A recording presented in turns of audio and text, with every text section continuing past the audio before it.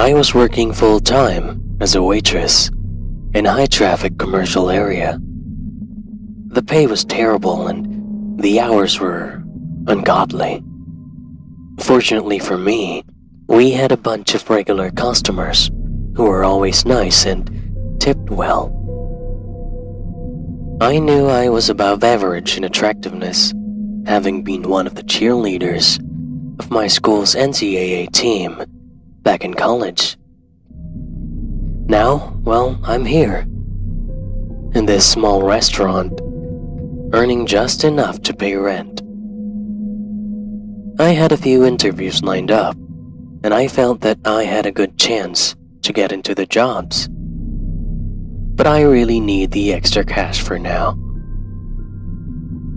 I messaged my friend, Lynn, who was my best friend when we were in college. Though I always found her a bit odd, she was always there to listen to me rant and generally gave great advice. I trusted her. We chatted on Facebook Messenger about boys, jobs, and other prospects.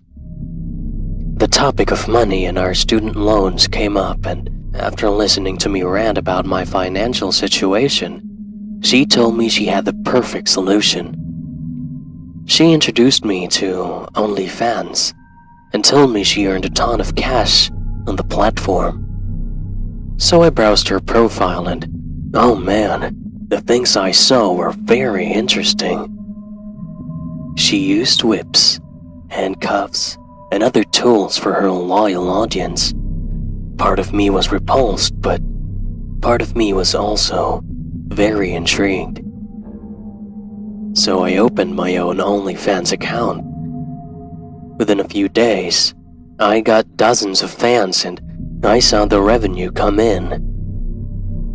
A lingerie pic here, a nice flirty kiss there. They love me. It was actually quite a rush. For 2 months, my fan base kept on growing and I became more and more hooked to OnlyFans. I did more and more daring things for my fans. In my 3rd month was when Lynn messaged me with an interesting offer. She said she got an offer for $2,000 if we could collaborate on a risque shoot. Hearing the words $2,000 immediately made me interested. The idea of a collaboration, whatever that means, was pretty strange to me, honestly. However, I've known Lynn for a while and truly trusted her. She was the one who got me into this in the first place.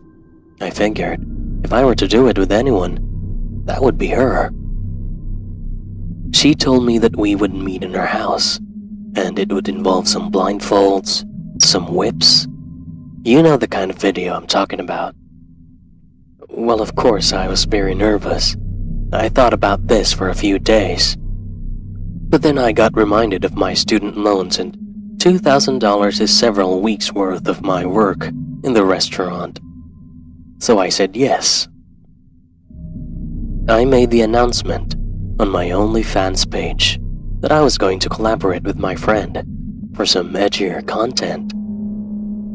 My fans welcomed this development and I got a lot of tips. This encouraged me to push through. When I arrived at her house, it seems like her life is so much better now. She has a high-end computer, the latest phones and gadgets, and she looked great. After a lot of catching up, laughing and reminiscing, she told me exactly what to expect. She showed me the basement where we will shoot, and I immediately got creeped out. There was a dark, dingy room downstairs where one bed covered in petals and with a large metal headboard. On the headboard were handcuffs. On the other side of the room was an expensive-looking camera. She brought out a notepad with a list of the things that will happen. Nothing too crazy or I was totally uncomfortable with, and so I agreed. She turned on the camera and told me to lie down on the bed. She proceeded to handcuff me to the headboard. She then put blindfolds on my eyes. I had anticipated a bit of pain, but nothing came. And then, my worst nightmare happened. I heard footsteps coming down the stairs. Hello? I shouted. Who's there? Lynn then told me to shut my mouth. When I started screaming, she put a tape around my mouth and shut it forcefully. I heard male voices around me. Lynn said, "Aw, I'm sorry, dear. This shoot isn't really for Onlyfans. See, I make even more money off the dark web. I'm sure you've heard of the Red Rooms. They pay us to do stuff to people." "Oh, don't worry. This isn't just any room. This is the starving room, and you are our star. We're not going to torture you or do anything terrible to you. We're just going to watch you go hungry, go thirsty, and wither away.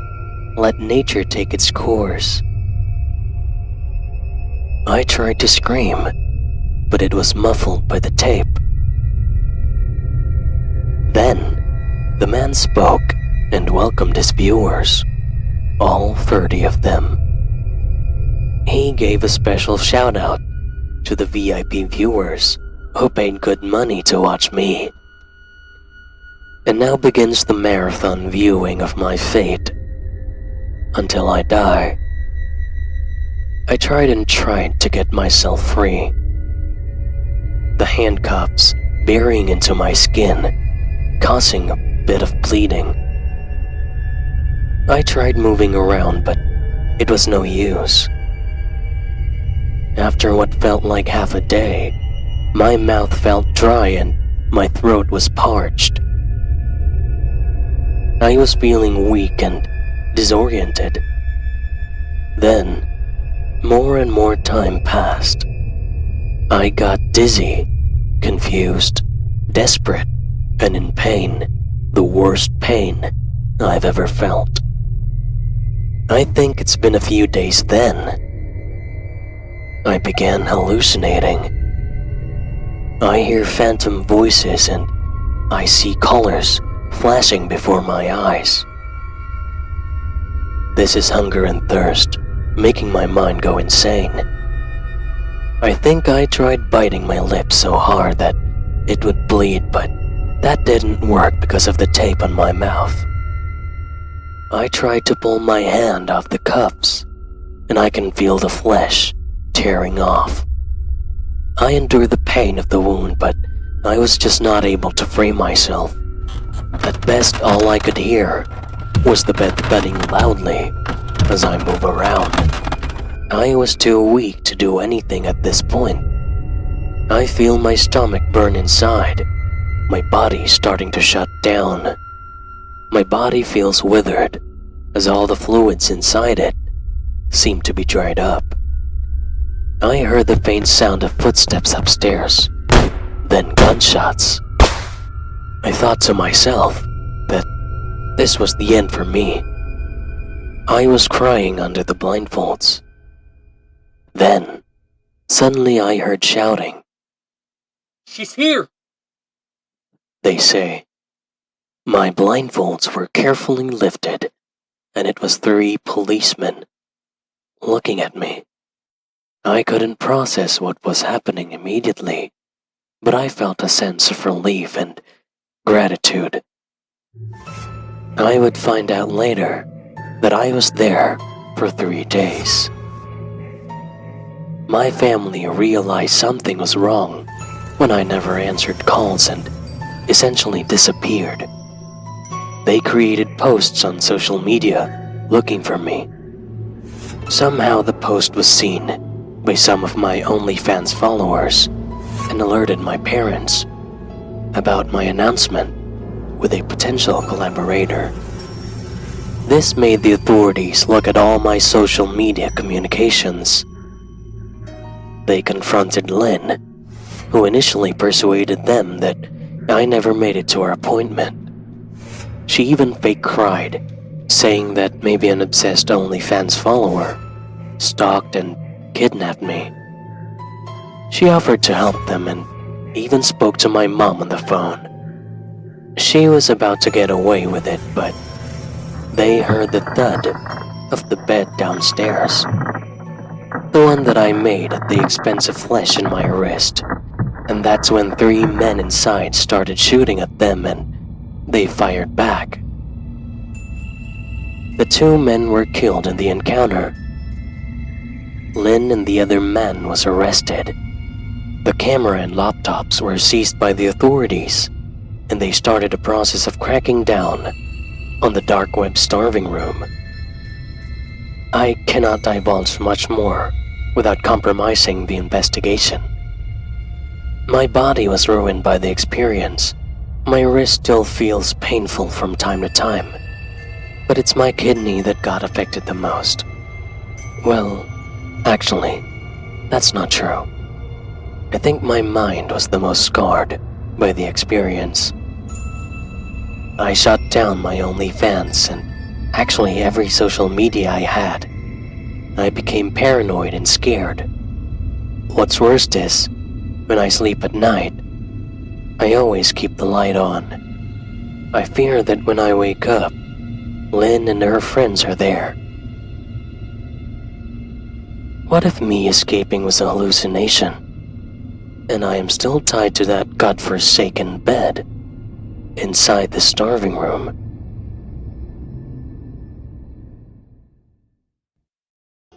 Mary was sitting in her tiny dark room, mindlessly scrolling through the dating app on her phone. It's been a slow night and no one particularly attractive or interesting caught her attention. Her cramped bedroom was located on the 5th floor of an old apartment complex. She would often look around her room and wonder if it was worth it to move from their tiny farm into the big city. Sure, it was less boring and more fast-paced life. However, the crowded streets, the low-paying fast food job, and the tiny apartment made her second-guess her decision all the time. There was one good thing about the city, though. It was that dating was way more attractive and diverse. She finally matched with a guy on the app. His name was Jeremy. She thought he had a cute smile, hot bod, and expressive eyes. His profile pic was on a yacht. He messaged her first, calling her a cutie. She was quite flattered and thought the same about him. He described himself as a self-made businessman. He sent her pictures of his car, his house, and his properties. The chat went on for several hours. The conversation was so much fun that Mary didn't even notice that it was past midnight. She said she had to go, but she gave him the link to her social networks. This was a decision she would soon come to regret.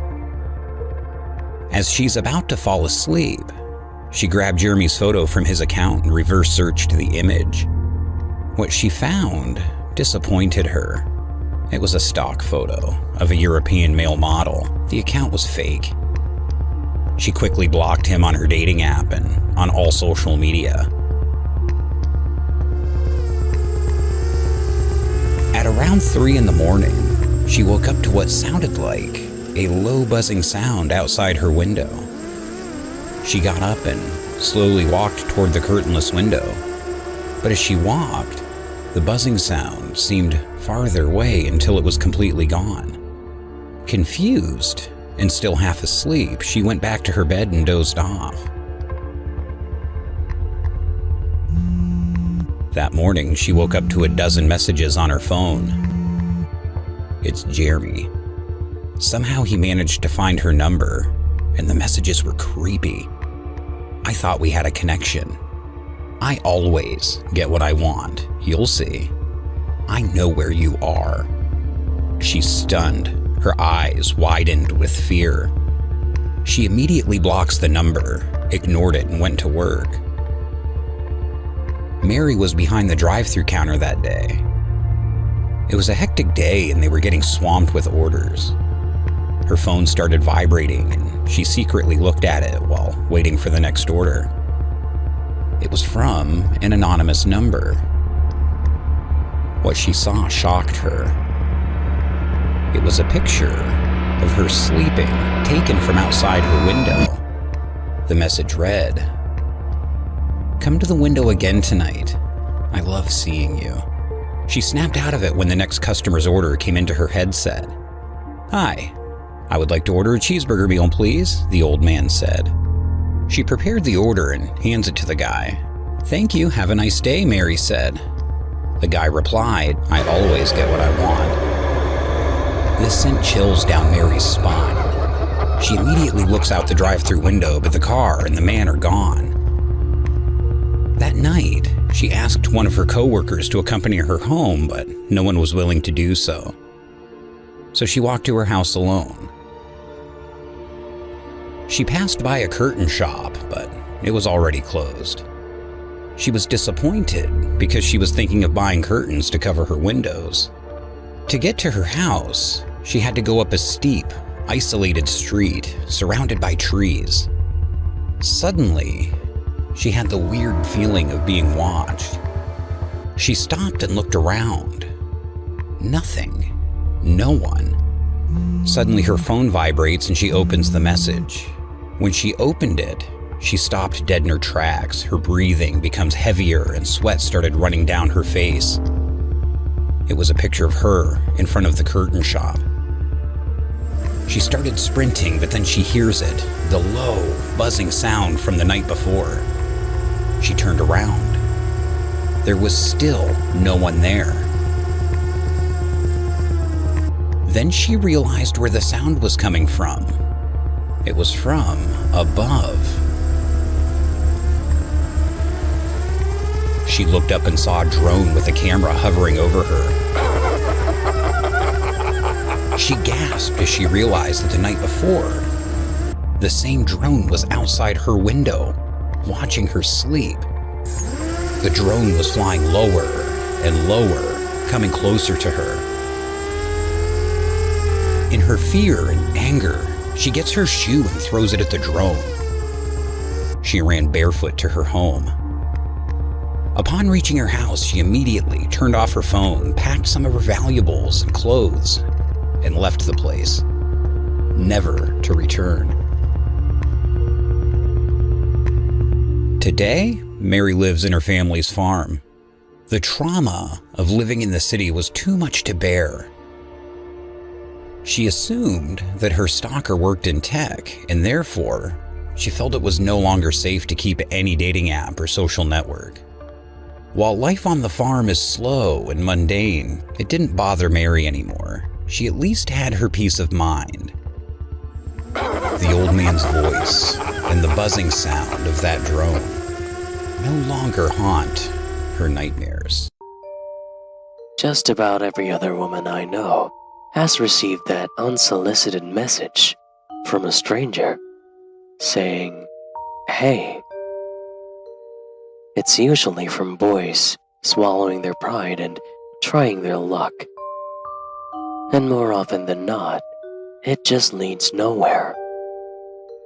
In my case, when I was 23, it was traumatizing. A bit of background: I used to live in a small town with about 7,000 people. When I got into a uni, I moved to the big city to pursue my degree in physics. I had a dorm room to myself, fortunately. I've kept close contact with my parents and friends, and I keep updating them with pictures on Instagram. It tends to be pretty random pictures, like what I was having for breakfast, or quick funny stuff I learned during our lectures. One night, I got a message from a former classmate in 4th grade. Let's call him Billy. "Hey," he said. At first, I didn't really recognize him. When we were kids, he was that quiet, strange kid in the back of the room. Rich but weird kid. He got into trouble once because he actually kicked a stray cat during one of our field trips. He never really spoke to me, but he had this weird stare. I checked his Instagram profile, and I saw that he didn't look well. He was very skinny, almost skin and bones. His eyes are sunk deep, and he has this fake, creepy smile in every picture. In any case, he was still a former classmate, and I was pleasantly surprised that he messaged me. I said hello, of course, and started a long, albeit polite, conversation. I was bored anyway. After about 15 minutes of this, I got sleepy, and I told him good night, and that was that. Or so I thought. I woke up at 7 in the morning for my daily jog. I had 5 messages from Billy, each with a 15 to 30 minute intervals. All it says is, "Hey. Hey, how are you? Oh, you must be sleeping." Hey, I replied that yes, I was sleeping and that I would appreciate it if he doesn't message me in the morning. Fortunately, he never did. But at the strike of noon exactly, I got it again. "Hey," I replied. "Sorry, I am busy now." After an hour, he sent another message. "Hey, how about now?" I was getting really irritated with this and asked him to please stop. But he never did. So I said I am done with this clingy conversation, and I decided to just block him. That night, I was telling my mom about this on Skype. She shrugged it off and told me not to mind the poor boy. So I did. I studied late into the night when suddenly my mom was calling me on Skype. She said that I should open Billy's Facebook. I scrolled down on his Facebook timeline and what? He's claiming he has a long-distance relationship with me. How? I never got a notification from Facebook to approve this. I clicked the account with my name, and it is an exact replica of my account. Every picture, post, and status update was copied, except there are pictures of me in the university, eating breakfast at a restaurant, having coffee, reading a book in a park bench. This could only mean he was here. I got really paranoid and I couldn't believe what I was seeing. I immediately reported it to Facebook. After an hour, the account was gone. Tired and bewildered, I decided to go to sleep. I awakened to a knock on my door. At first, I wasn't sure if I heard it, but then the knock got louder. Hey! I jolted up on my bed. I told him to leave or I will call the cops. He said he just wanted to talk about us. I said there were no us.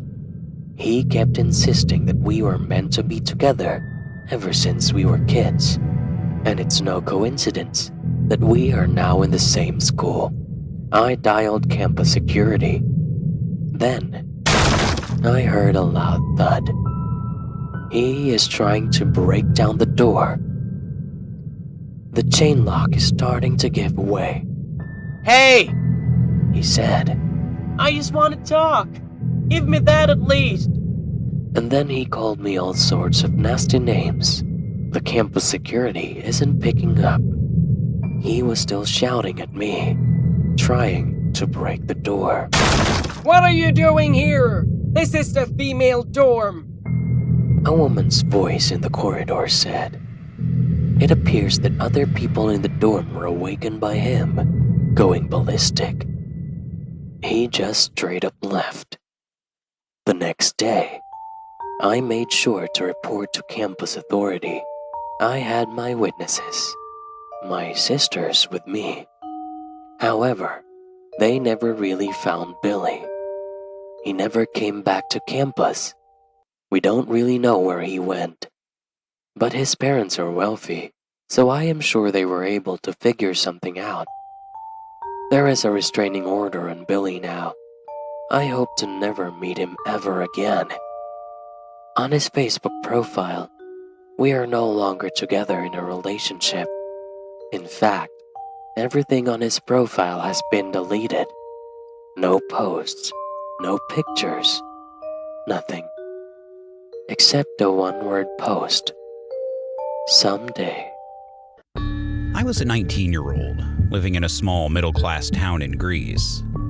It was the economic recession, and it was hard for me to find part-time work. Babysitting was the most viable option. The additional euros would allow me to save for when my university classes start. I thought, hey, watching over a kid, putting them to sleep, then watching TV? Sounds great.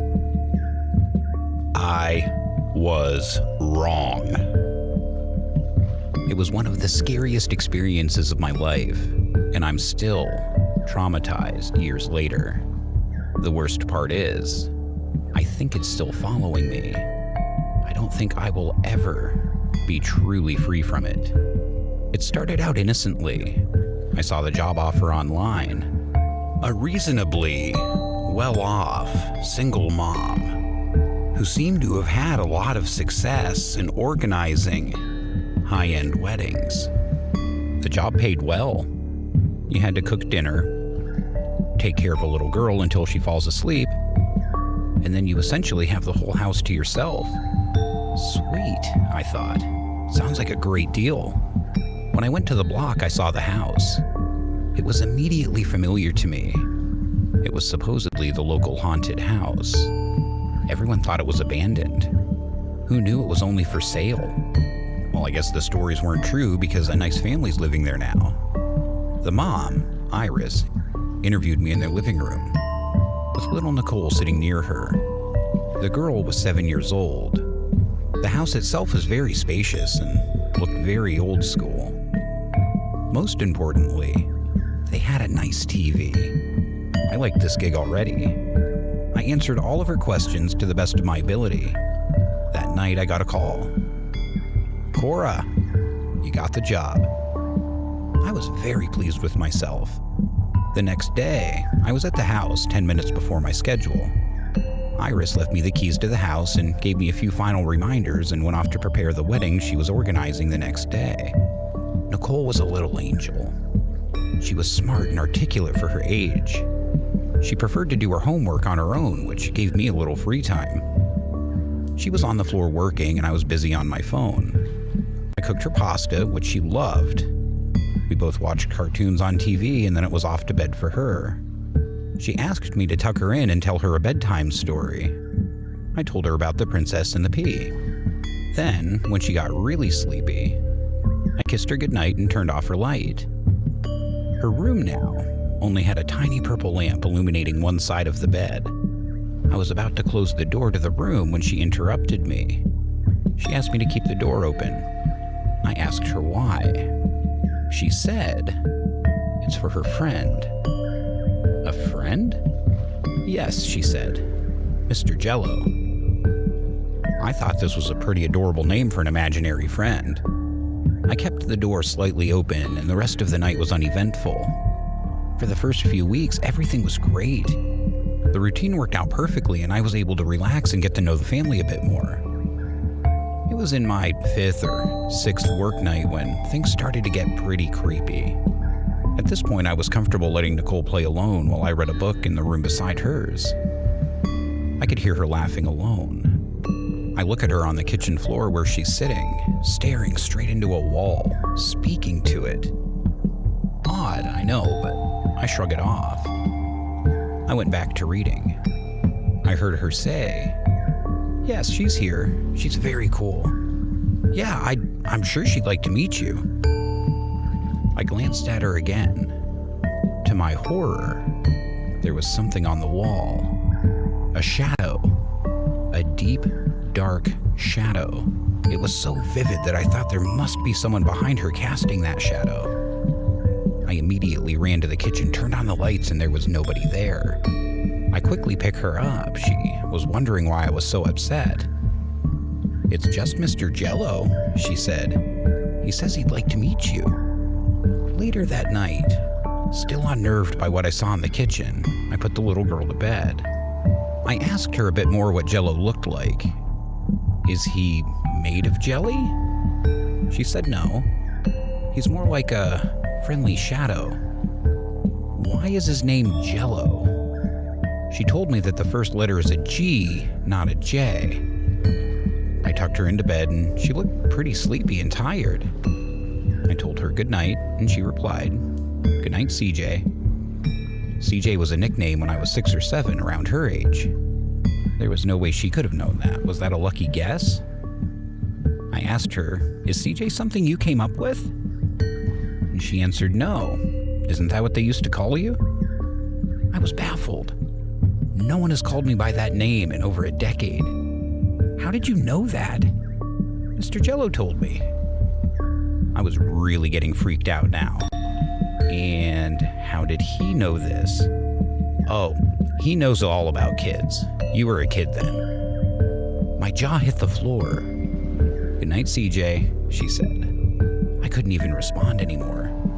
I walked to the door, turned back around one more time, and there it was. A shadowy creature with glowing red eyes, peeking ever so slightly over the bed. I turned on the lights and rushed to the side of the bed. There was nothing there. When I turned around, the kid was on the bed, standing, with a blank expression and a wide smile. From her came a deep, eerie female voice. "Let me in, CJ." She promptly collapsed on the bed and was fast asleep. I called her mom, frantic. Told her everything that had happened. Her reaction was dismissive. She scolded me and told me not to entertain these childhood fantasies of imaginary friends. I insisted that I saw it myself. Her reply chilled me. "So what? Even if it's true, there's nothing anyone can do about it." I was fired then and there. There was something very wrong in this house. It's not only affecting the child, it's probably also influencing the mom and maybe even me. I searched Jello with a G online. It was definitely not what I expected. The Gello is a demonic woman. The word itself in Greek originated from the grin or the laugh that the creature has. It threatens women's unborn children, infants, and even young children.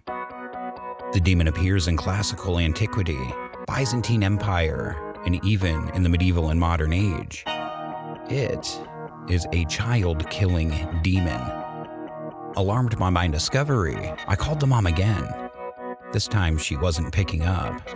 I rushed to the house, and I was greeted with an ambulance leaving the home.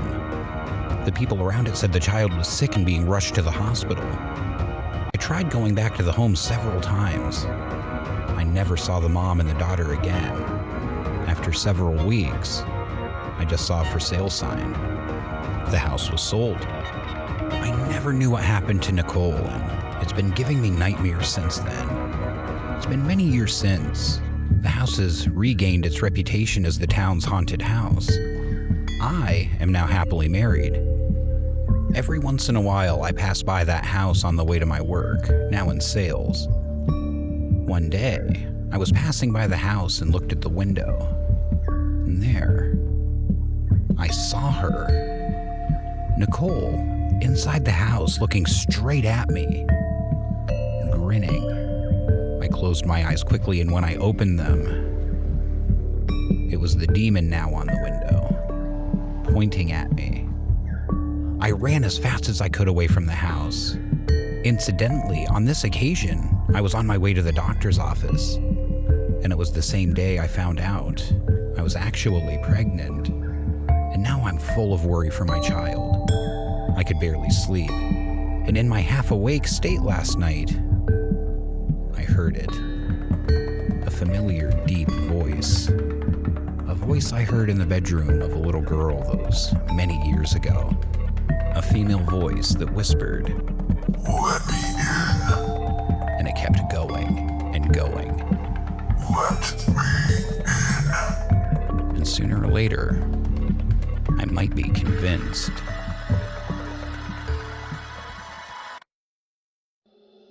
Thank you so much for watching.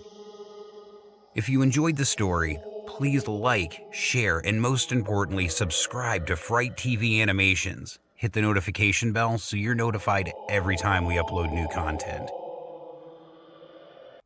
This happened in 2005. I was a single mom taking care of a 5-year-old boy. His father left us when he was 2 years old and since then has not paid a single dollar of child support. That's another horror story for another day. It was a normal summer day in our city, and I went to the mall with my boy. He was busy, looking at the action figures on the rack. I think the Garfield movie had just come out recently, and he was in love with that cat. I found a really nice skirt, floral and in season, and I wanted to try it on. I told him to come with me to the nearest changing room. I told him to wait outside. He obediently nodded, and off to the changing room I go. I explicitly tell him to wait for me outside. I tried to put on the skirt, but realized it was too small and I couldn't close the button around my waist. I gained some unwanted weight in the past few months, it seems. Taking it off was a bit of a struggle. I didn't even spend 10 minutes in that changing room. I rushed out to try to get another size, maybe one that actually fits. I looked around for my son and I couldn't find him. I thought he must have gone back to see Garfield, so I went to the toy section. He wasn't there either. I went back to the changing room and asked anyone if they'd seen a boy with a blue striped shirt. No one seemed to have noticed him. The sales ladies pointed me to the PA system and I immediately rushed there. To the credit of the mall staff, they were very concerned and helpful. They made an announcement on the PA system. Lost boy, 5 years old, wearing a striped shirt and brown pants. Please report to the lost and found booth immediately. An elderly woman came to the booth and told us something no mother wants to hear. I saw your boy go out with a man. Panic set in and I didn't know what else to do but run for my kid. The mall security guard heard it as well and ran out with me. Confused and frustrated, I looked around the parking lot and I couldn't find them. I checked every row of cars as fast as I could, but I couldn't find them. Then I heard it. Stop right there. The mall guard accosted a big man who looked to be in his late 50s. He was in the driver's seat and the guard was holding on to him. In the passenger seat was my boy. He didn't look worried, save for the shouting from the guard. The burly man made some lame excuse like, I just wanted to buy him ice cream, but nobody was buying it. There was an ice cream stand inside the mall. With a taser pointed at his face, the man obeyed and went down the truck. In the ensuing investigation, we found out that he told my son that he was a friend of his dad and that his dad was in the hospital. My poor boy, who has never met his dad, was excited and forgot all about the lessons about stranger danger. What horrifies me is that after they raided his house, they found an unused basement with a mattress and food supplies. It looked ready for whatever this man was planning. While this is not further incriminating evidence, it still frightens me to this day. Gives me goosebumps when I think about what might have happened to my son if we were but a few seconds late. I was the basketball team captain for my small college a few years ago. Despite not being the tallest kid in the team, I compensated with work ethic, determination, and agility. Not to brag, but at that time, I was quite popular among my classmates. I was pretty proud of what I have accomplished, and there is no better place to humble brag than Instagram. My Instagram account had a modest following of 2,000 people. Not exactly influential level, but not too shabby for an otherwise normal-looking dude. Yet my arrogance got the better of me one day when I got an offer that was too good to be true. I got one of those business inquiry emails asking if they can partner with me to market their product. It was a message in my Instagram. They were going to pay me $500 a month to post about the bar that they were going to set up. They sent me pics of the bar under construction. The owner, an elderly gentleman, said he and his wife graduated from my school and would love to have me over for dinner to discuss business. That should have really been a red flag, but I'm not gonna lie, it was extremely flattering and I wasn't really using my head at that time. They gave me an address in the middle of nowhere. You see, in my town there are rural roads that stretch on for miles. I thought, wow, these guys must have a mansion hidden away from the town center.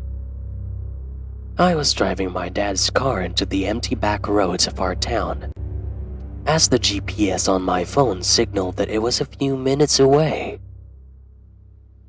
It was pitch black. All I could see was an old abandoned farmhouse in the middle of the field. This creeped me out so much that I felt that I needed to take a piss. I turned off my engine and stopped my car behind a tree.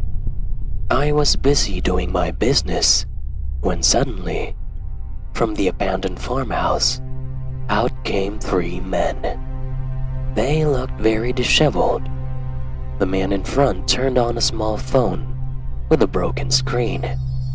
As the phone lit up his face, his eyes were blood red, and he looked drugged, out of his mind. I peed faster than I've ever peed in my entire life. Suddenly, I got an Instagram message. They heard the sound from my phone and turned to my direction and started walking.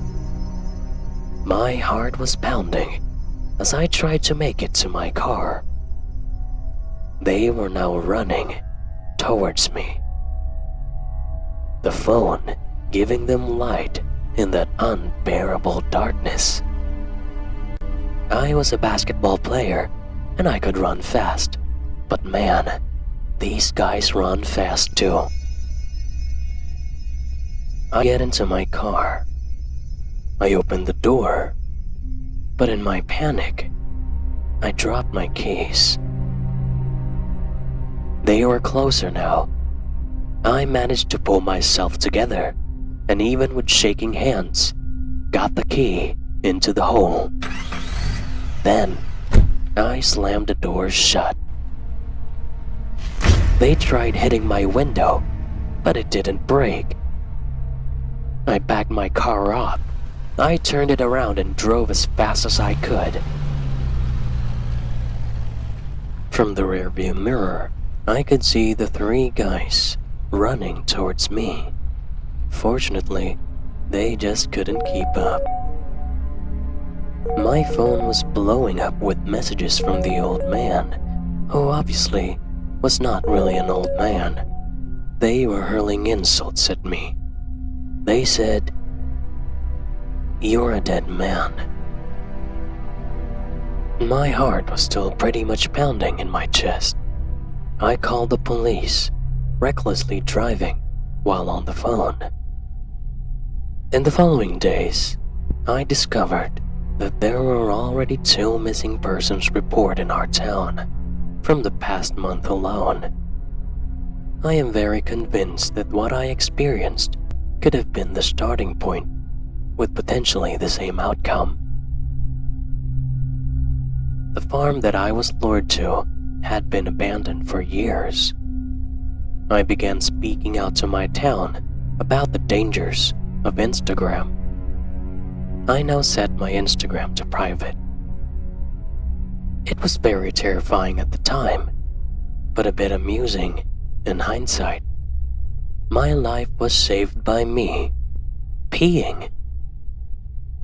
I just can't imagine what horrors would have happened to me if I was just a bit closer to the farmhouse, or if I didn't stop at all. If they got me, in all likelihood, the only pictures you will see of me are on missing posters. After a long night of working on a group project for school, Mike was walking home. His college was in a small rural town around a half hour away from his house. He had walked this path alone hundreds of times before, but tonight will be quite different. The secluded road barely had any cars passing through. Some portions didn't even have streetlights. Up ahead, he can see the long stretch of the Stone Arch Bridge, a beautiful old structure that sometimes shows up in the town's postcards. At night, it does look a bit eerie. There are rumors that the bridge is haunted, but of the many times Mike has passed through this area, he hasn't experienced anything strange. Hello? A woman's voice calls out, startling Mike. Who's there? There, on the side of the road, is a young woman around his age. She had pale skin, black hair, and was wearing a strangely old-fashioned dress. Mike swallowed loudly before asking her, "Can I help you?" "Sorry to startle you. My name is Marie. I was wondering if you were planning to cross the bridge, because I'd like to have somebody to accompany me. I'm scared to cross alone. I heard that it's haunted." Mike thought about it. The girl was very pretty. What could go wrong, he thought. "My name is Mike." "Cool. How old are you, Mike?" 17? Marie smiles. "Same age as me." Mike agreed to walk with her, and soon they were on their way.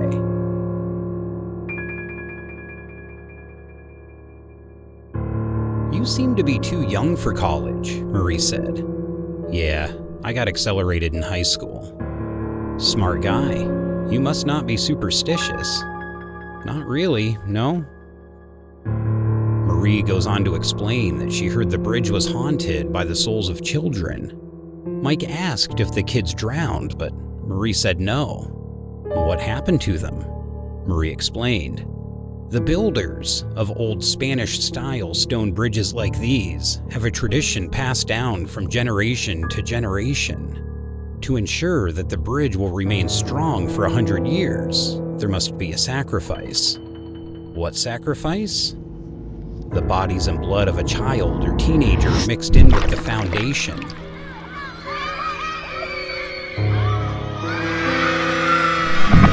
This sent chills down Mike's spine. As much as he didn't want to believe it, he is clearly nervous about hearing this story. "Well, clearly it didn't work, because I heard there will be repairs for the bridge's foundation this month," he nervously said. "Yes? But it's been 100 years since the bridge last needed repairs." "How do you know this?" Mike asked. He realized that Marie is no longer following him. He looked behind him. Marie was standing there, head bowed. There are tears in her eyes, because I'm part of that tradition. "You're not a ghost?" She shook her head. Shadowy figures now appear behind Mike.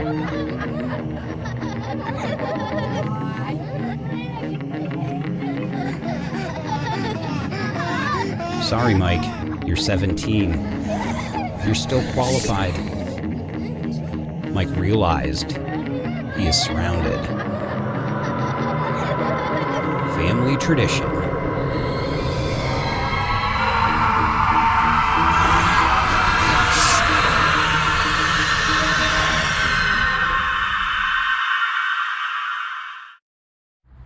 The search for Mike continues until this day.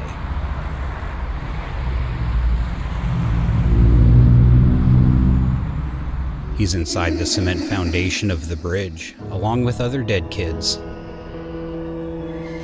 They will never find him, even if they search for another 100 years. The Devil's Highway, they called it, Mark said. But it's not Highway 666 anymore, Mark. It's 491 now, Paul replied. Doesn't stop the accidents and the hauntings, though. Paul gulps down his coffee. Yeah? Well, Satan didn't build the highway. My grandpa did. Mark tells Paul that the rumors are true. The highway is cursed. Just the other day, the news that there was a brutal accident on the road. After an accident, a woman burned alive inside her car. That's as close to hell as one can get. Are you just trying to scare me because it's my first day? Is this some kind of an initiation for new drivers? Mark laughs. Accidents happen on highways every day, Paul replied. The clock on the walls says 2 p.m. The men pick up their coats and left the restaurant. Paul goes into his truck and turns on his two-way radio. He hears Mark say, "Take care, bud." "Yeah, thanks for recommending me to your boss. Really stoked to do this job, man." And he drives off into the long stretch of desert ahead of him. Miles and miles of empty land stretch out before him. There are no city lights, so the night is only illuminated by the moon and the stars. Mark would tell jokes on the radio. "So a guy and his horse got into a bar." Paul is laughing. He stops the truck. He looks out his window. There is nothing there, just an empty road. He gets back into his truck, shakes his head, and drives on. Miles and miles of empty land lay out before him. He is starting to feel sleepy. "I better get used to these hours. Coffee's not enough," he says on the radio. "It gets much better over time. Your body gets used to the abuse." Paul laughs. We see the woman again, but this time her jacket has some blood. Paul looks back in shock. He doesn't see her anymore. Paul sighs. "Man, I think your stories got into my head." Mark makes fun of him. "Scaredy cat, scaredy cat." Scaredy cat. Paul is stunned. "Hello?" He waits for an answer. There is none. An hour more of driving. There is nothing but static on the radio. The radio turns on. Through the static, we hear a woman's voice, garbled. Confess. Paul tries to up the volume, but the voice is gone. It's all static again. Throughout the rest of the ride, Paul becomes increasingly anxious, sweat running down his eyebrows.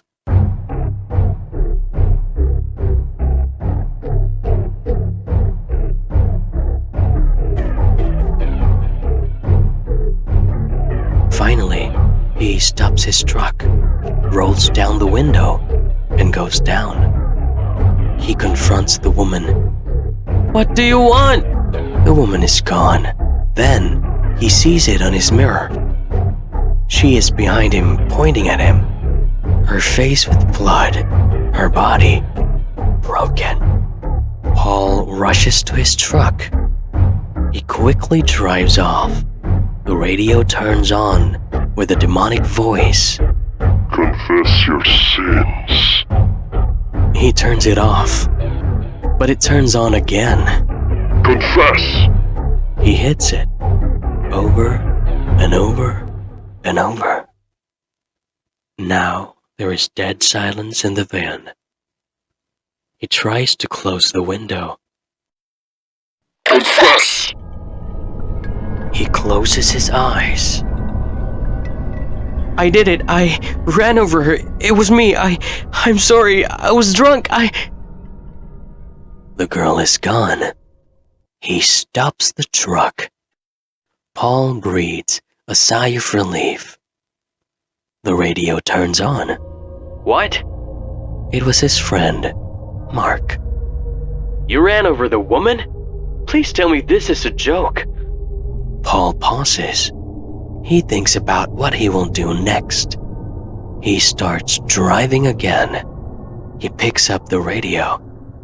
He laughs. Yeah, that was just a joke. Liar! He couldn't see the road. He swerves, the truck careering out of control. Up ahead, a steep drop. He manages to brake and the truck stops, just a few inches before a deep ravine. Paul goes out of the truck, crying. He kneels down, seeing the steep chasm where he almost fell. I'm sorry. I'm so sorry. There is absolute silence, just him, his truck, and the empty land. He stands up and turns and walks away. Too late. He turns around.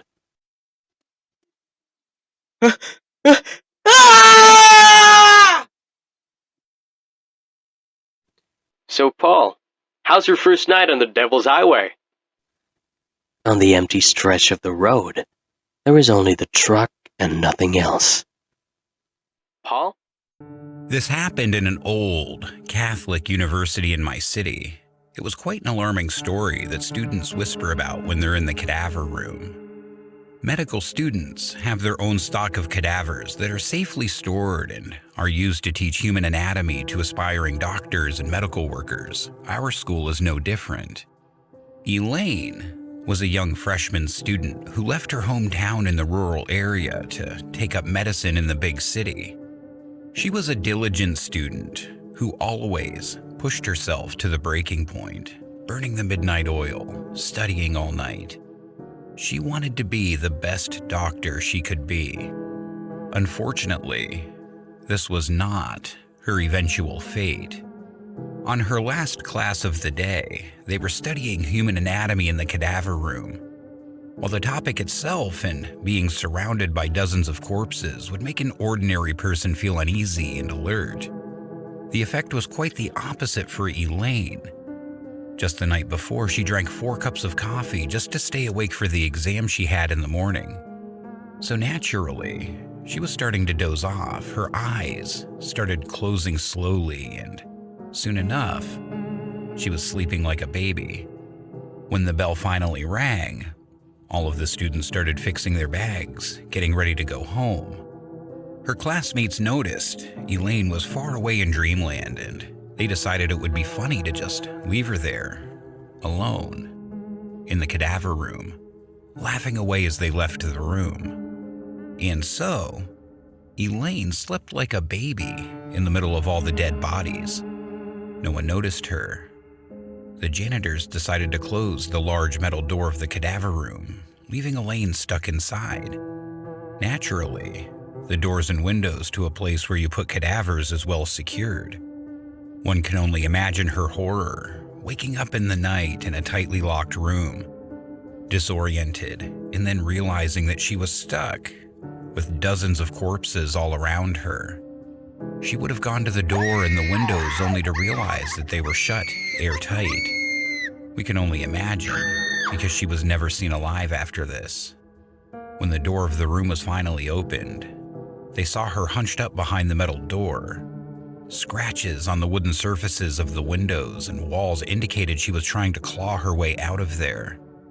On the floor, a couple of bloody fingernails, clearly from Elaine trying to scratch her way out of the room.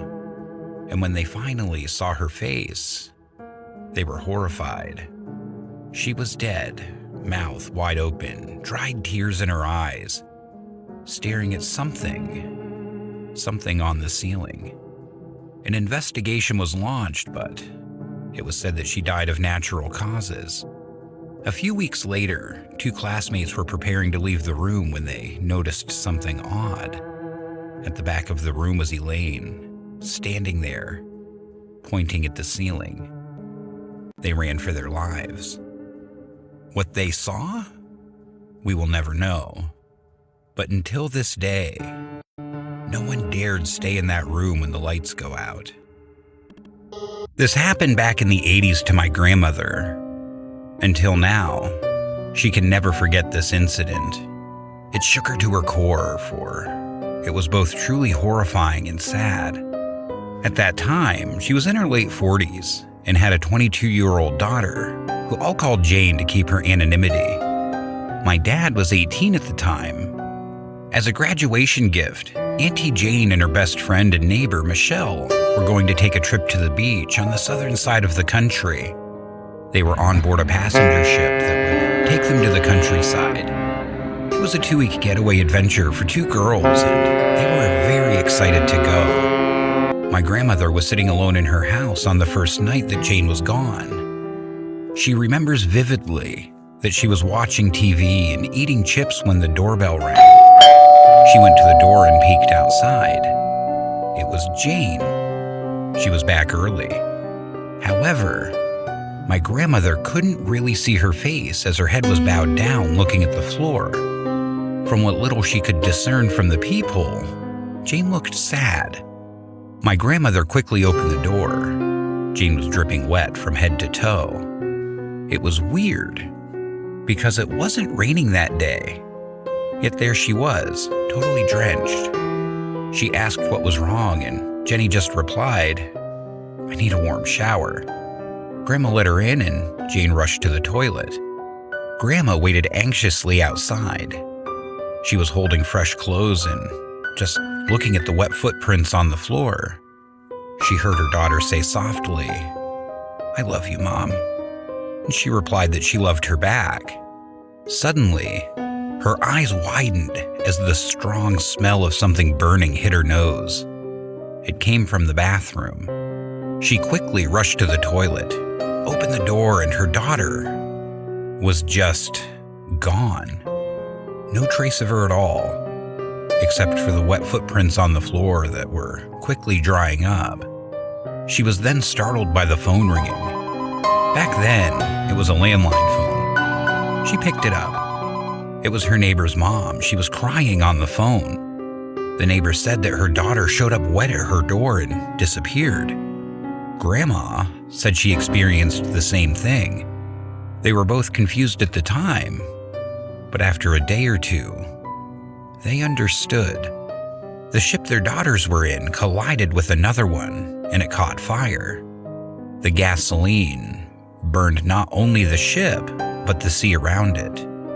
There weren't enough lifeboats, and most of the passengers either burned alive or drowned. It was a massive tragedy, and to this day, one of the worst maritime disasters in the world.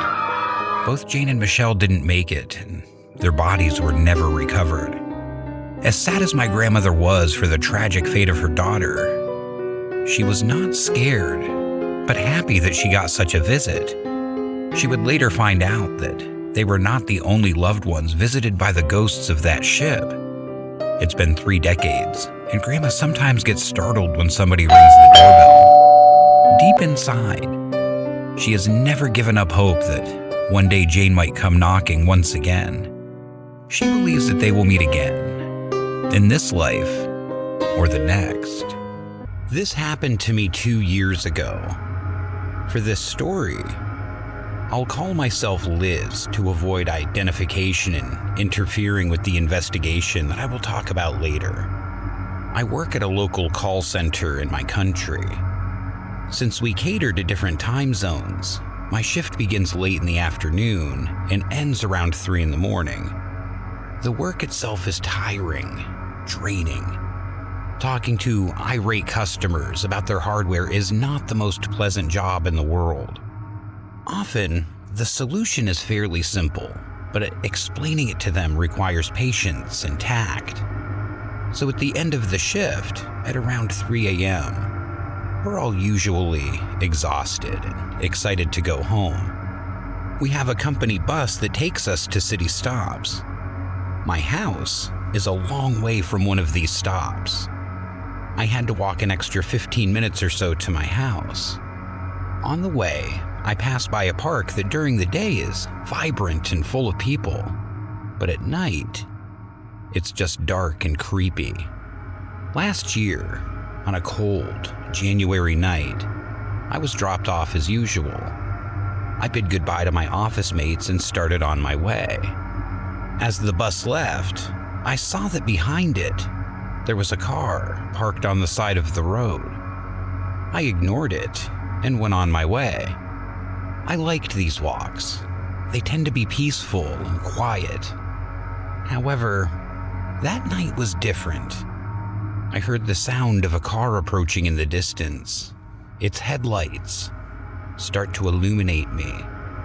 I just walk on, waiting for it to pass me, but it never did.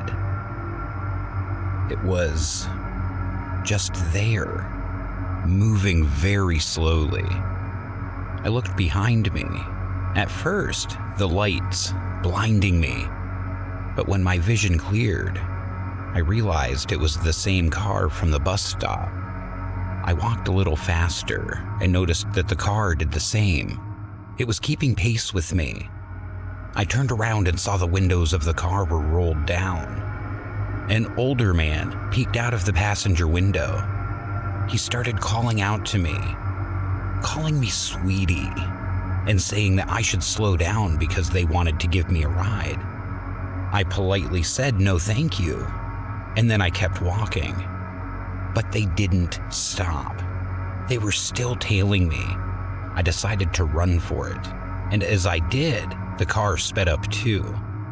I ran as fast as I could, but the distance between us was closing. I turned to the left into the dark park, unable to see anything. I ran into the park.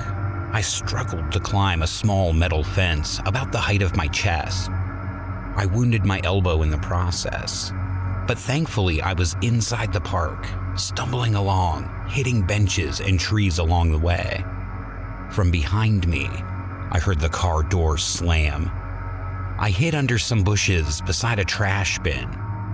I saw 4 men go down the car. Only their silhouette was visible in the dark. They were ominous, shadowy figures, clearly looking for me. Then the figures were only lit up by the flashlights on their phones. They were calling for me, calling me terrible names.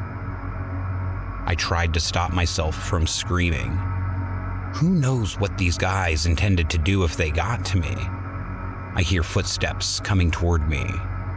One of the men was walking in the path just in front of me.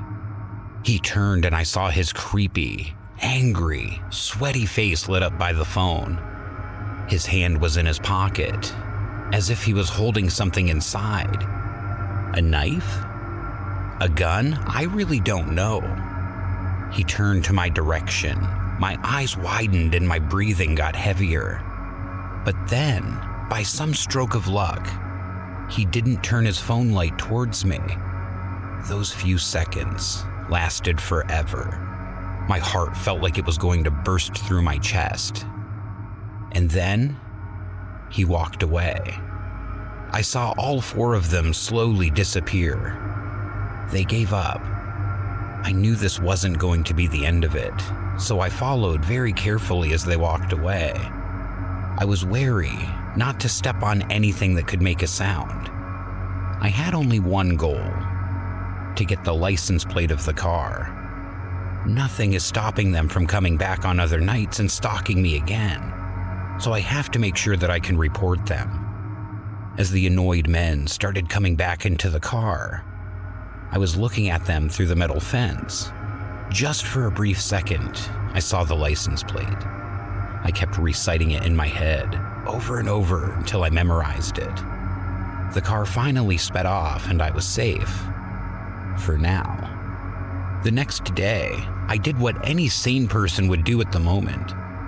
I took a leave off of work and went to the local police. After one day of anxiously waiting for my phone to ring, the news came. Fortunately for me, they were able to track down the car. The 4 men were eventually found and were suspected of being human traffickers. Their first day in court was set for May this year because of recent events. Will probably be done online and was moved to July instead. I've not fully recovered, but knowing they are in police custody gives me some peace of mind. Yet part of me keeps asking, what if the guy turned around and flashed his light at my direction? Where would I be now? Chained to a basement. Sold into slavery. Thankfully, I will never know. Anna is fidgeting, anxious. Her suitcase is too full. She can't even close it properly. Yet, blanketing her bed, there are countless more pants and shirts waiting to be put in their place. At 30 years old, she's getting ready for her big break in the city. She will soon be part of a big marketing company, away from her small town. She puts on her colorful rainbow socks, knitted by her mom for the flight, then her shoes. She answers the phone. It's her uncle. Suddenly, her expression changes to surprise and confusion. Sorry, I don't understand. I'm here at home. Her uncle sounds scared. He said that he had seen her in his house. She was on top of his stairs, crying. Then she went up to his room and he followed her. She was just gone. Anna replies, "That's impossible. He was far away in the Middle East, 7,000 miles away. He must have been imagining things." This is not the first time Anna has been spotted in various places where she isn't. People see her in random places all the time, even if she's not there. She recalled the time when she finished taking a bath. She went out of the bathroom and saw her mom staring at her, slack-jawed and stunned. "What's up?" she asked. "You just came out of the shower 2 minutes ago," the mom replied. It seems that the more time passes, spotting her double has become more common. A doppelganger who seems to be harmless but quite creepy. She puts the phone down. "Anna," her mother called out to her. "Your taxi's waiting downstairs." In panic, she quickly sits on her suitcase and it closes. She tearfully hugs her mom. "Message me when you're about to board, okay?" "Sure, Mom. I'll miss you." And she runs down the stairs with her bag in tow.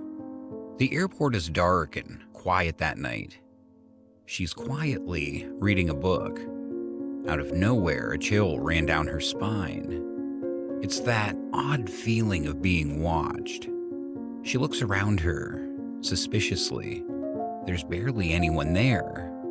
Anna's flight is about to start the boarding process. Her mom sent her a text. "Take care, love." She smiled and quickly fixed her stuff. She looked down on her shoes and started tying her shoelaces. Then she stopped. Her breathing becomes heavy and her eyes widen in shock. A few steps away from her, she sees shoes and socks exactly like what she's wearing, but it's on someone else. She couldn't believe it.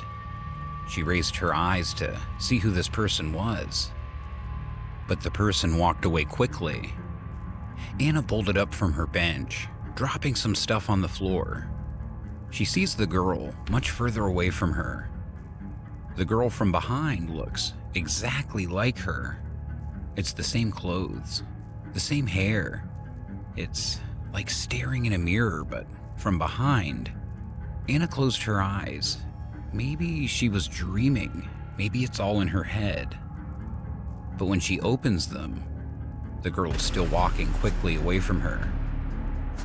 She decides to follow her. She follows her beyond the food stalls, beyond the stores, to a relatively empty hallway. Now, there's just two of them there. Anna calls to the girl. She doesn't respond. She walks closer. Now it's very clear. It is an exact copy of her. The other Anna stops in her tracks. The real Anna stands there, paralyzed. The woman turns to her. Her face is bloody, flesh torn off her cheeks, eye sockets empty, flesh rotten. The shock of Anna seeing her own face, that mangled, was too much. Everything goes dark as Anna faints. When she finally wakes up, close to midnight, she's surrounded by airport staff. She asked them if anyone saw the girl, but no one had any idea what she was talking about.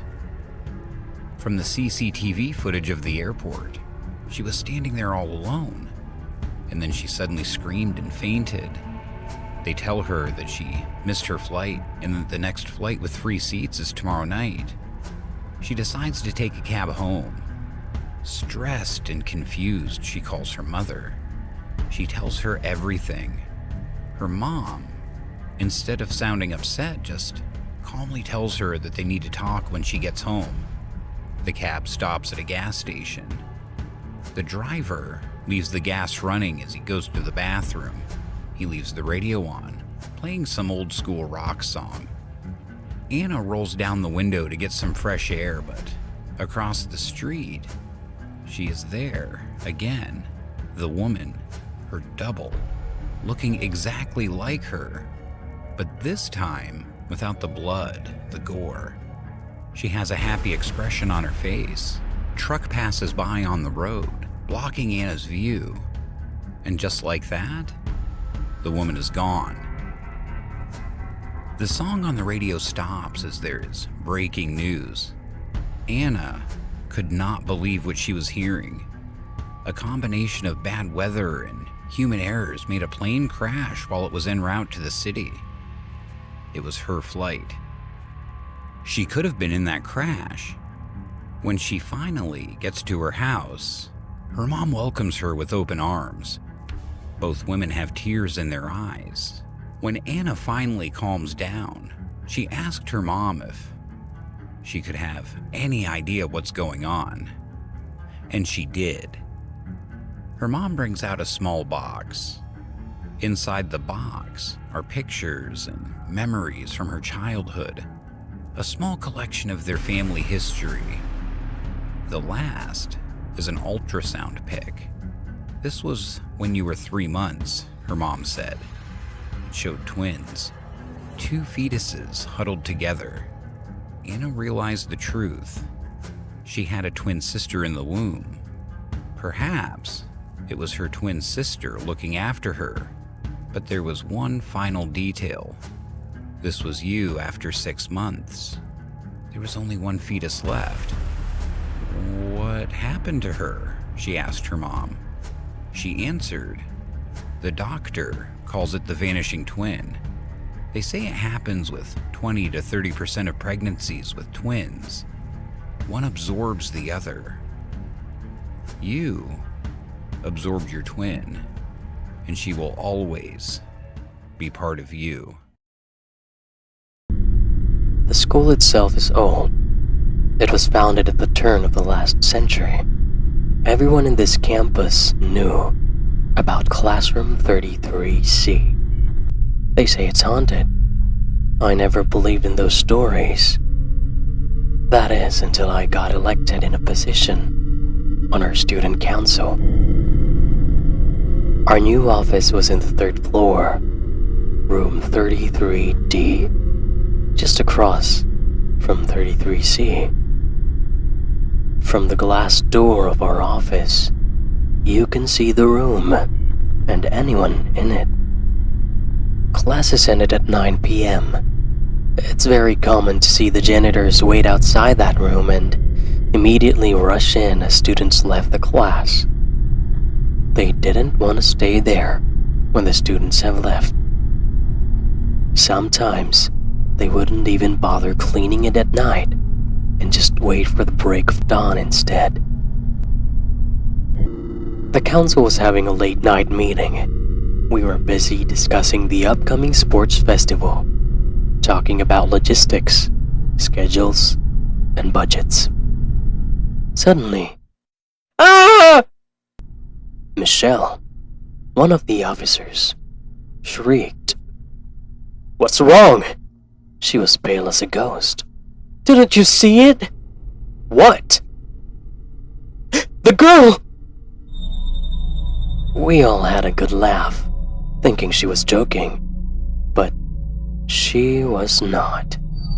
She never ever attended any of our late night meetings again. 2 nights later, it was 9:30 p.m. and we were busy cleaning up after a day of work. We had 30 more minutes before the school closes. We were startled by the guard looking through the glass door. He looked scared. Flustered, he sheepishly asked us to leave the school premises immediately. This was odd because we still had 30 minutes more before the school grounds closed. This guard was new, so I thought he probably didn't know the rules yet. We followed him anyway, down the dark hallway, down 3 flights of stairs. When we finally made it to the school gate, he explained why he was rushing us. He said he didn't want to be left alone anywhere near classroom 33C. I rolled my eyes because I was never convinced that there was something going on in that room, but I let him continue his story. Yesterday night on his first ever shift, he was walking alone in the dark corridor. Only the flashlight lit his path as he passed through the various rooms. He would shine it into the rooms one by one, making sure that there were no trespassers or items left behind. Then, as he approached 33C, he heard it. As he nervously and slowly used his flashlight to lit up the room, he saw the shadow of a small girl running. However, he wasn't able to get a good look at it. And then, he heard it behind him. Let's play! The little girl was wearing white, World War era uniform. He couldn't see her face. It was almost blank. He ran away, screaming. He didn't stop running until he reached the guardhouse near the gate. When he told the other guards, they weren't even surprised. They laughed it off and said, "Welcome to the club." The other student council members were scared, but I didn't buy the story. I thought it was just a way for them to get us to leave early so they can be done with their jobs quickly. Until it became my turn. A few nights later, still spooked by the story, everyone else from the student council went home at 9:30. I decided to stay and finish a few more tasks. The sports event was 3 days from then, and I had a lot of extra work on my plate. Just before 10, I finished my task, locked the office door, and walked down the corridor. Suddenly, all the lights went out. It was not uncommon for the school to turn off the lights after 10. I was more worried that I would get a disciplinary action for violating the school curfew. I turned on my phone, using it as the only light source, and started walking. And walking. And walking? I don't recall the corridor being this long. I turned around. I was back in front of the office, and in front of 33C. I was confused, so I started walking faster. Then I heard it, a faint laughter of a child behind me. No, I'm out of here. I ran as fast as I could, for as long as I could. I had to stop and catch my breath for a while. I looked to my left. I am still in front of the office.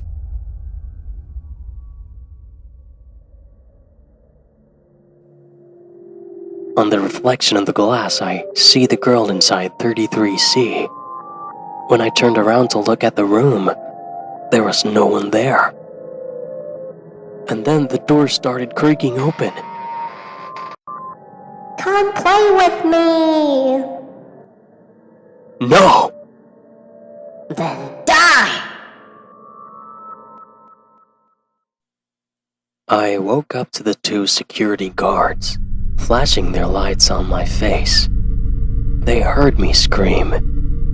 I probably just fainted as I left the student council office. I was very relieved, still shaking up from what I think I dreamt. I tried getting up on my feet. When I finally got home, I took off my shirt and lied down on my bed. But there was a sharp pain in my back. I looked at the mirror, and there were 2 wounds that looked like claw marks behind my neck. I never stayed alone in that floor ever again, especially at night. I don't think anyone will believe me if I tell them what happened. They will think it's some story that I made up to get away from work, just like what I thought about the guard's story. I still can't explain what happened, and the stories about room 33C doesn't end there. Some people say it's the ghost of a girl who was killed during the war. Others say it's an angry, malevolent entity. 2 years after I graduated, a young female student allegedly died in that room during one of the school's events. It seems that the room is not done yet. Time and time again, they bless the rooms with holy water, including 33C. Yet the stories keep coming. The walls are starting to speak to me. I don't have a clear grasp of reality anymore. I feel my mind slowly slipping away. I don't even know how much longer I can stay awake at this point. I stare at my own reflection in the mirror. I am a shell of the man I used to be. How long has it been since I last slept? 6 days? 2 weeks? I don't even know anymore. My body is shutting down. My brain feels like it's drying up. But how did I get here? I was 10 years old when it all started. I was still wetting the bed. My mom was unsympathetic and would just say, "Liam, stop drinking water before sleeping." She was troubled and neglectful. I didn't have much love when I was young. What she didn't know was the reason I was doing so. Every night, as my eyes slowly close, my room disappears around me. As I walk in the world of dreams, I start getting surrounded by a thick fog. The fog would obscure everything in my vision. All I could see was me, lying down on that bed, in the middle of an empty, blank void. And then he would call my name. When I was younger, I couldn't make him out. Just a shadow in the fog. The hulking, twisted human form in the distant. He calls me to come to him and join him. To have peace in his presence. While his figure is frightening, his voice is soothing, calming. It takes away my anxiety and depression. I slowly walk towards him. From the fog emerges his hand, muddy, bloody, and grotesque. I reach out to hold it and hold it tight. I squeeze it ever so tightly as the warmth fills me with comfort. And then suddenly, I hear in front of me loud screaming. My hands are on my mom's neck, her eyes red and bulging, her mouth open with shock as she tries to pull my hands away, my fingers digging deep into her neck. I woke up, shocked and disoriented. I profusely apologize, but the damage has been done. The fallout turned better than I expected. I now had to live with my dad, who was by and large a better parent. I found a name for the condition: homicidal sleepwalking. I never found a proper explanation for the monster in my dream, though. I was put into therapy for several years, and slowly, the fog lifted from my dreams, and the voices went silent. It's only recently that I stopped treatment and therapy. I never saw the creature in the fog again, until recently. I live with my girlfriend, Laika, in a small apartment on the 15th floor. Both of us are moderately successful in our careers in tech. I'm glad to have someone who is both supportive and brilliant in my life.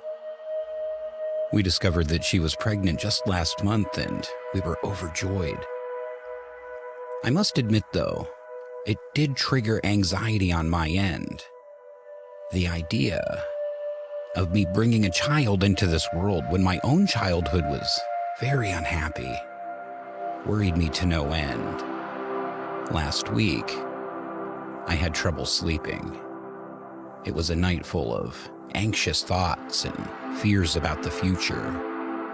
It was frustrating.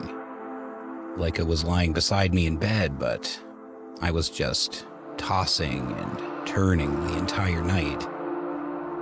Then it happened again. I stood up to get water, turned around and saw my own body in the bed, sleeping. The room turned into the misty, dark woods. I stand up, confused and scared. I tried desperately to wake up, but I couldn't. And then I hear it calling again. A monster that I thought I had buried in memory came calling back for me. It's much clearer now. In the past, it was just a silhouette in the shadow. But now it's getting clearer. As it emerged, though, a familiar face peered through the mist. It has the face of my mom. But as its body moves forward, I stood there in horror as I realized its entire body is made up of faces. People in my life, mangled and stitched together in a mutilated, grisly form. It was lumbering towards me, calling my name, Liam, Liam, over and over again. I hear my wife's voice behind me. I woke up and saw the morning sky What? I then looked down, and to my horror, it was a steep, deadly drop. I was standing on the terrace of our apartment, about to jump to what would have surely been my death. The following days have been worse. Every time I sleep, the dream creature returns. This night was particularly troubling. I was walking through the fog this time. Suddenly, it reached out to me, and it had the face of my wife and a baby stitched together. I tried pulling my arm away, but its claw buried deeper into my skin. I woke up, sweating and in pain, and my arm had a long gash, clearly from a scratch wound. Did I do this to myself? I don't even know anymore. I spoke to my wife about it, confided to her about my past, that I'm worried that I might hurt her and the baby. And so, I just didn't sleep. During the first few days, I was fine. I could function. But then, as the sleepless days went on, I became irritable, disoriented, and confused. Now, things are just falling apart. How long has it been since I last slept? 6 days? 2 weeks? I don't even know anymore. I've drank coffee, take a lot of warm baths, anything to keep me from sleeping. Now the walls are starting to talk to me, with the voice of the creature in the fog. Sleep deprivation is giving me hallucinations. I saw my wife walk into the kitchen. She grabbed a knife and then lunged towards me. I screamed in horror, but I opened my eyes, and she wasn't there. Then I remember that she's at work. I now feel trapped. If I sleep, the creature might take over and I might hurt people. But the more I stay awake, the more I feel like my mind is slipping away and my sanity is diminishing. I can't do it anymore. Maybe just a little nap, just a few minutes. I wake up in the fog, lost in the woods. But this feels different, worse. I couldn't move from the place I was in. My feet stuck in the mud. Did my mind break because of the lack of sleep? How do I get away from this? The creature finally emerges from the fog in its full form. It's gigantic. It's grotesque. And even though it was a dream, I could imagine smelling his putrid scent. Every inch of his body covered with faces of people I've known, stitched together. He held his giant claws up to me slowly and touches my face. He stabs me squarely in the gut with it, and I fall to the ground, dying. There's no blood, but the feeling of death is enveloping me. The fog lifts in front of me, revealing a small clearing. In the moonlight, I can see the bed, my wife, sleeping there comfortably. The creature, now my size, and with my face, stares straight at me and lies down beside my wife.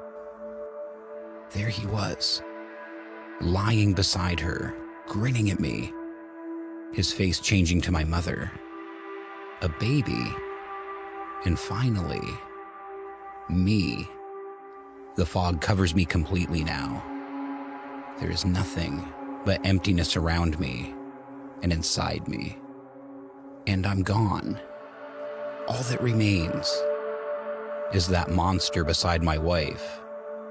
And it is wearing my face. I'm a 30-year-old teacher teaching in a rural area. And by rural, I mean somewhere in the middle of a dense jungle in North Borneo. I came from ancestors who practiced witchcraft so long ago. These people, called Bobalian, are imputed to have supernatural gifts back in the day, including the ability to communicate with other entities from other realms. Mind you, this happened before religions were introduced in our place. However, these gifts, or some people called a curse, were passed through generations, and although were not much talked about nowadays, they still could be observed here and there within our family. One night, I remembered the moon was full. I was awakened by a loud howling just outside the hut. So I decided to peek through a small slit between the walls. There, in the darkness, was a glowing white wolf howling at the beautiful moon, with crimson red eyes and fur that just mesmerized me. It reflected the full moon and it glowed so gracefully, and the area became as bright as day. My grandparents woke me up. They told me it was the spirit of the jungle, and I was really lucky to be able to see it. That was the opening of my eyes to the supernatural world. This year, when the pandemic hit our country and schools were closed, I was at home around midnight having a snack. I heard a knock on the front door.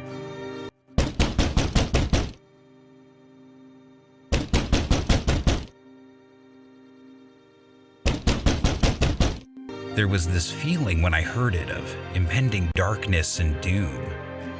I dared not open it. This felt real, a premonition. And while the house was fully lit, I felt the darkness embrace me, the feeling of death. The next day, I found out that someone I knew in our village passed away. This has become a common thing in my life now. The water supply system in my school broke down. There was a small creek located at the hill's foot where we usually go for our bath. It was dusk, and we were only accompanied by the light from our torchlights. It was all normal until the day after. During recess time, we all gathered at the canteen to talk about how we needed the water supply system fixed, so we don't have to take our bath at the creek again. I asked my friends if they saw the woman and her child that were there at the creek with us last night. The lunch lady overheard our conversation and began telling us this, that there was a pregnant woman who passed away a long time ago right at that river where we usually go. I asked when this happened, and it was the same age as the child. All I could tell them was this. Well, the child is all grown up now and seems happy with his mother, and they are still together. The dark web is a risky place. While there's many stories about red rooms of pain and suffering and the ability to hire killers, the scariest part about that place is that you really don't know who you're talking to or where they are. James loved the dark web. He's been surfing the underbelly of the internet for over a decade now. From there, he was able to buy his contraband movies and guns. He was able to get stock trading advice. Recently, he got a huge amount from betting on the right companies, hundreds of thousands of dollars. As a reward for his stock market success, James decided to try something new: loot boxes. These are boxes with random items that you can buy online and have delivered to your front door. They never really tell you what's inside the box. James had seen videos of YouTubers opening these boxes. Some contain creepy dolls, some human hair or blood, while others are pretty lame with just regular random trinkets. He put in his address, clicked the buy button, paid with cryptocurrency, and logged off. He told his wife, Candace, who works in tech, that he had spent over $1,000 on 5 boxes, and she was not pleased. This led into a huge argument that somehow spiraled out of proportion.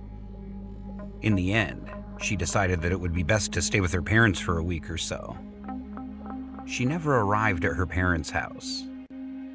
James got the call that his wife hadn't come home. He wasn't too worried. Maybe she just needed some time alone. It'd been a tense year for both of them with a lot of fights lately. He was startled by an alert on his phone. The boxes had arrived. He opened the door and found the boxes on the ground. They were numbered 1 to 5. He brought the packages inside his house. There was a small piece of paper with a note that says, "Let's play a game. Open number 1. He opens the package. His eyes widened as he saw it.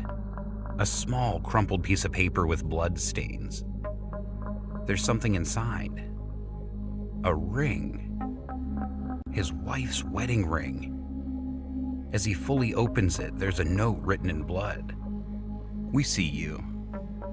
If you call the cops, we send you the finger too. If you don't play the game, we will send her head." James quickly opened the second box. Inside, another sheet of paper. It contains a link to a dark web.onion page. He rushes to his computer and types in the URL. At first, it was a red dot on the screen. Then the red dot expands into an image of a red-colored room. Inside that room, we can see various tools on the wall. Hammers, drills, knives. The camera pans to the center of the room. There, illuminated by a ceiling light, is a woman tied to a chair. A sack over her head. She seems unconscious.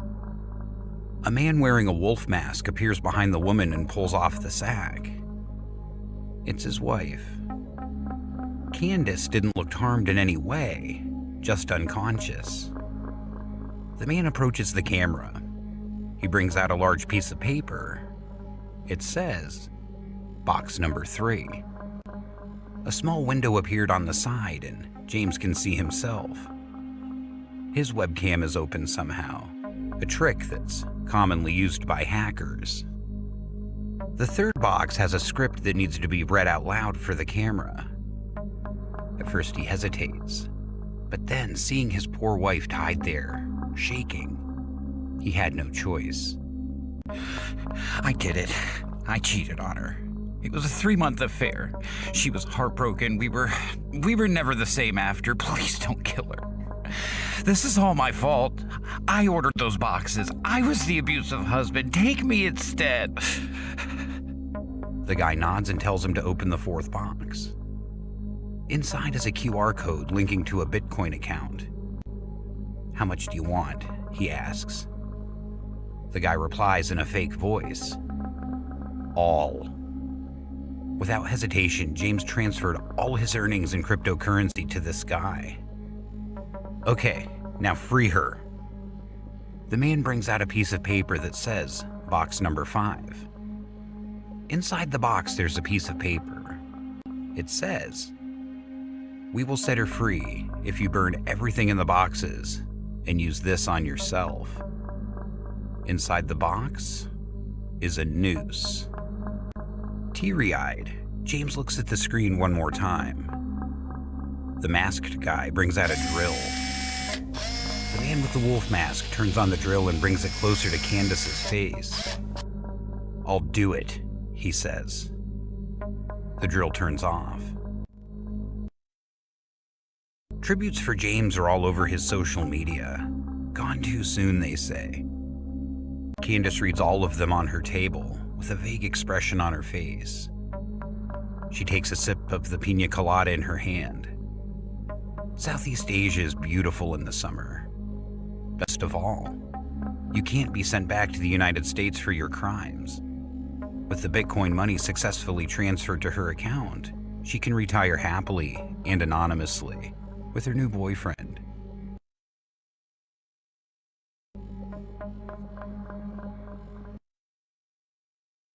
The scariest part about the dark web is that you don't really know who you're talking to or where they are. For all you know, they could be in your house, sleeping beside you in your bed every night, plotting, planning. Candace's life has changed for the better for her and her new lover. But James isn't done with them yet. Two can play that game. Thank you so much for watching. If you enjoyed the story, please like, share, and most importantly, subscribe to Fright TV Animations. Hit the notification bell so you're notified every time we upload new content.